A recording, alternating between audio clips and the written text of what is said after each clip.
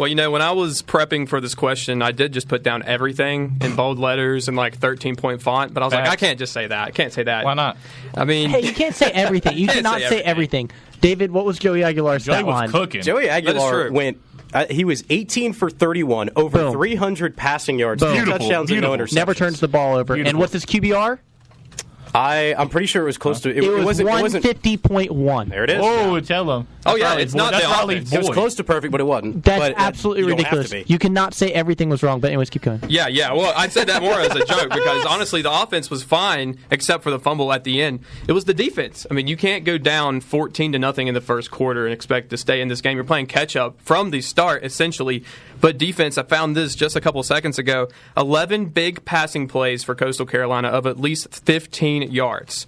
Of those 11, 6 went for 30 yards. Can't happen. And then running the ball, Coastal had 8 running plays that gained at least 10 yards. Bro did his research. This is a Coastal team that hasn't been that explosive until they played us. And that's not a good thing. It's just like with ULM last week. They did not look that explosive until they played us. It's a problem. I think someone is touching them. I'm putting the Ravens at 2. Look at that. I really like how the Ravens have played this year. They only have 3 losses. The Colts' loss it's okay because the Colts team is actually pretty good. Bobby in the corner, likes that comment. They did lose to the Steelers, but that's just good old-fashioned AFC North football right there. You can't handle that loss. Then they did beat the Browns. The Browns did beat them, but that Browns defense is really good. I mean, Lamar is really healthy right now, playing some of the best football he ever has, and they did beat the Texans, the Browns, and they destroyed the Lions, which is one of the top teams in the NFC. And the Seahawks. Yeah, and the Seahawks. They don't look as great now, but... Yeah, so I think they have the resume to go at 2.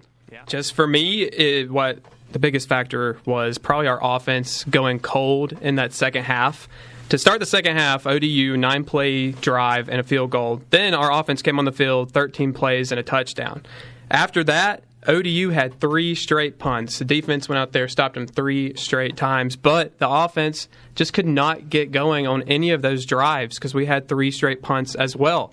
Defense really stepped up in the second half, only allowed 11 points, but just offense could not work. I mean, the defense even got a stop with 4 minutes and 50 seconds left to go in the game. We were up 1 point. That's prime positioning for this App State team to get a good drive, get a touchdown, get more points. But the offense just stalled out, and it came down to 2 last-second plays at the very end of the game. And we were trying to rely on a call that we were probably never going to get at the very end of that game either, on that Dalton Stroman, almost touchdown. It was just a tough second half for our offense, and the defense really got fired up, and they played really well, in my opinion, in that second half. Those guys are supposed to set the linebackers up to make the tackles. You're trying to get the running back to run into a specific gap, and that's what we were doing, and we weren't making the play. And I think this is one of the best games I've watched our defensive line play. Mm-hmm. Whether it's just eating tackles like you just talked about, whether it was getting pressure on the quarterback, they were doing it the entire game. And the biggest plays that happened in those 3 punts for ODU was from the defensive line. Santana Hopper got in the game off the bench, made some huge plays off the bench. He came off, and I did one of my sideline reports about the whole D-line. There was like a party on the App State sideline, I believe I said. It's because the D-line were playing lights out.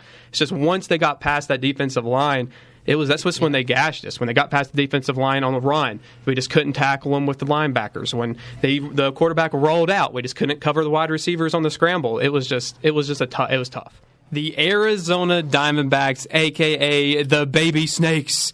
In the preseason, ESPN predicted them to be the 21st best team in Major League Baseball with a projected record of 78-84. With an 18% chance to make the playoffs and just a 0.4% chance of winning the World Series. And neither of those were bold takes for a team that lost 110 games just 2 seasons ago.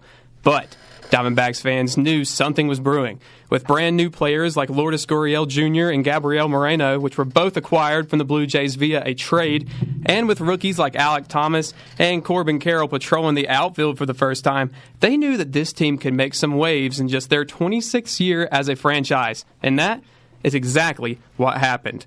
The Diamondbacks came out red hot in the 2023 season, winning 49 games through the first 3 months of the season, taking first place in the division away from teams with a lot more expectations like the Dodgers and the Padres. That all changed at the All-Star break, though.